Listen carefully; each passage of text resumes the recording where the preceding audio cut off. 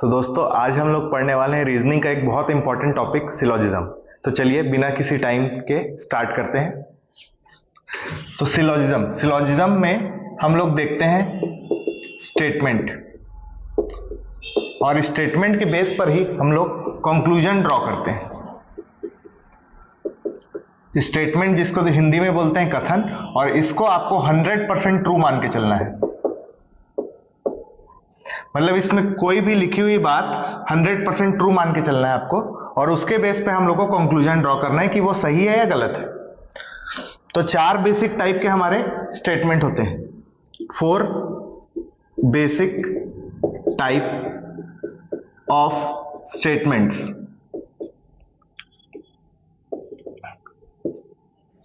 ये चार basic type के स्टेटमेंट कौन कौन से हैं, चलिए देखते हैं। Some A are B, some A are not B, तीसरा है ऑल ए आर बी, और चौथा है नो ए इज बी। तो आज हम लोग इन चारों स्टेटमेंट्स को लाइन बाय लाइन देखने वाले हैं, और इनका वेन डायग्राम कैसे बनाएंगे ये भी हम लोग समझने वाले हैं। तो चलिए समझते हैं how to draw Venn diagram for the statements. और हम लोग ये देखेंगे कि टोटल कितने टाइप के वेन डायग्राम्स हम लोग ड्रॉ कर सकते हैं। जैसे जो पॉसिबल वेन डायग्राम्स है वो कितने ड्रॉ कर सकते हैं एक एक इंडिविजुअल स्टेटमेंट के लिए। तो चलिए सबसे पहले स्टार्ट करते हैं हम लोग सम ए आर बी से।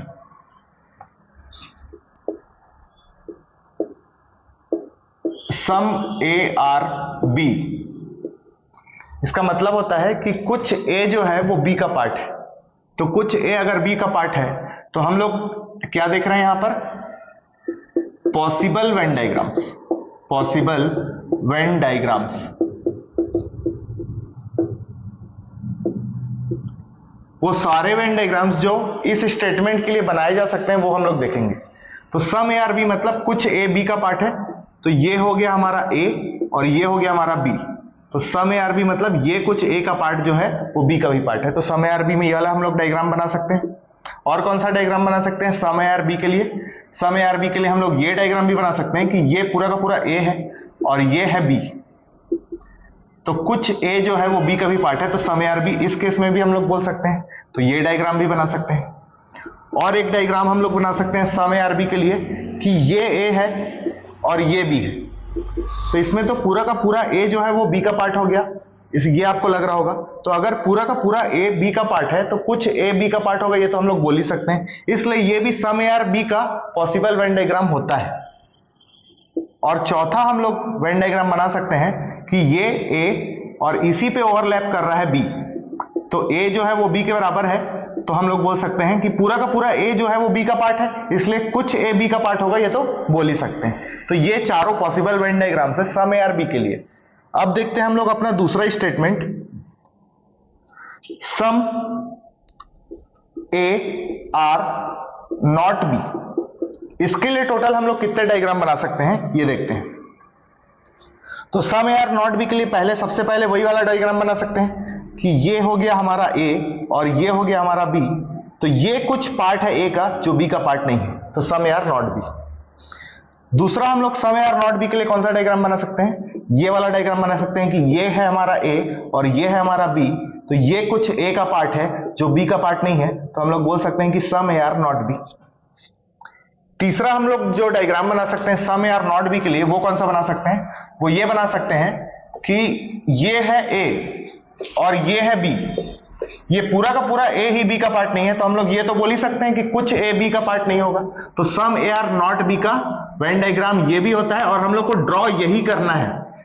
बहुत लोगों को ये कंफ्यूजन होगा कि सम ए आर नॉट बी में ये वाला डायग्राम ड्रॉ नहीं करेंगे, लेकिन यही वाला ही करते हैं। एक्चुअल में आपको यही करना है। क्यों करना है?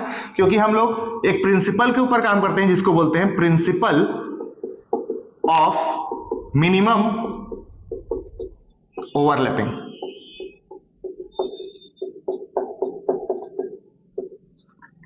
तो जिसमें सबसे कम ढक रहा है उसी को हमको बनाना है। तो जैसे सम ए आर नॉट बी में ये वाला फिगर हम लोग बनाएंगे, सम ए आर बी में ये वाला फिगर हम लोग बनाएंगे।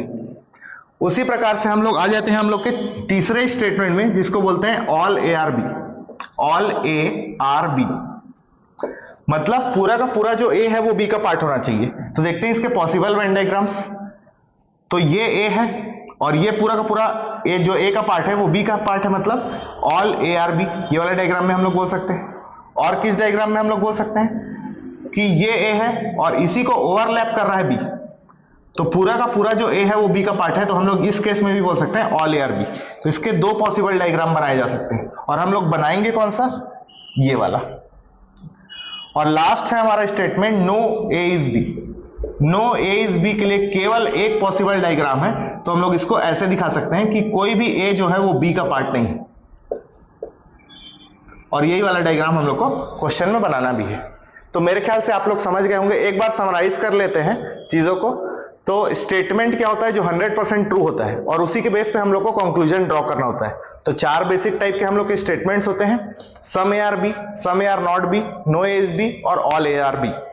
तो सम ए आर बी के चार पॉसिबल वेन डायग्राम हम लोग पढ़े, उसमें से आपको बनाना कौन सा है वो मैं बता चुका हूं। उसके बाद सम ए आर नॉट बी के चार पॉसिबल वेन डायग्राम, तीन पॉसिबल वेन डायग्राम हम लोग देखे।